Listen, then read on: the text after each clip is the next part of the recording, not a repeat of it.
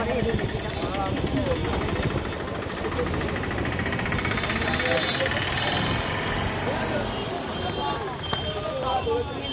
কার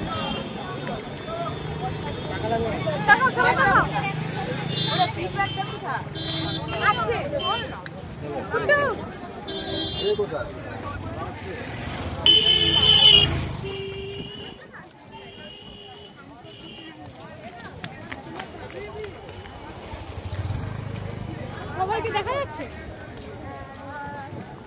দাদাইকে দেখা যাচ্ছে না, দাদাইকে একটু আসতে বলো আগে।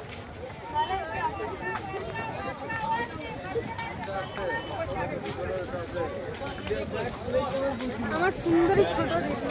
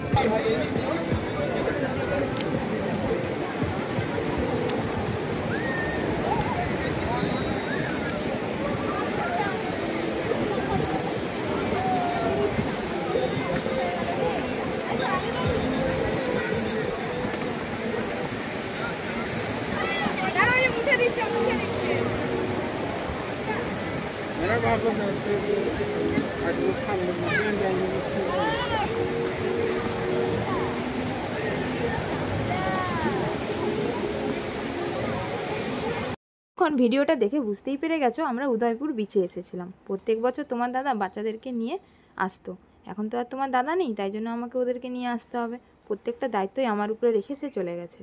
প্রত্যেক বছরের মতন তোমার দাদাও আমাদের সাথে এবছরও এসেছে। ওই দেখো আমার মেয়ের হাতে তোমার দাদার ছবিটা রয়েছে। যেখানেই আমরা গিয়েছি প্রত্যেক জায়গাতেই ওকে নিয়ে গেছি, ও ছাড়া আমাদের কিছুই না।